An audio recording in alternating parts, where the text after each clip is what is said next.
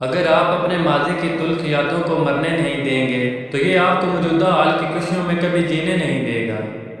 جب آپ کو ہر شخص سے شکایت ہونے لگے تو یہ دیکھ لیجئے کہ خرابی کہیں آپ کے اندر تو نہیں۔ دل کے رشتے بہت عجیب ہوتے ہیں، وہیں سب سے زیادہ روتے ہیں جو رشتے نبھاتے ہیں۔ جن کی آنکھیں بات بات پر بھیگ جاتی ہیں وہ کمزور نہیں ہوتے بلکہ دل کے سچے ہوتے ہیں۔ مرد بڑی نازک مخلوق ہوتی ہے، اسے عورت کا ہائے کہنا ہی مار دیتا ہے۔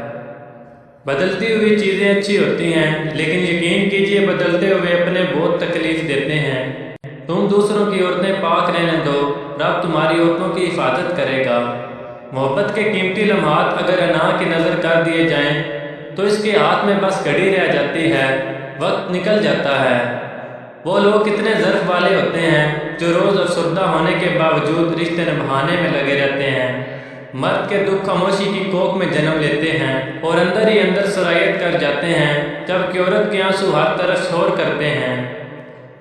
ایک لڑکی جب قبول ہے کہتی ہے تب دراصل وہ اپنا گھر اور اپنا بچپن اور کچھ خوابوں کو خدا حافظ کہہ رہی ہوتی ہے۔ میں نے ایک مرد سے ٹھکرائی ہوئی عورت کو ہر مرد سے خوف کھاتے ہوئے دیکھا ہے۔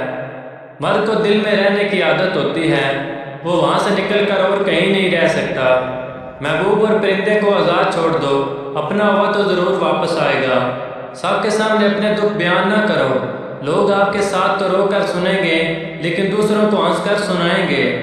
جس بیوی کا قد اپنے شوہر سے چھوٹا ہوتا ہے وہ عورت اکثر مرد کو بہت پیاری ہوتی ہے۔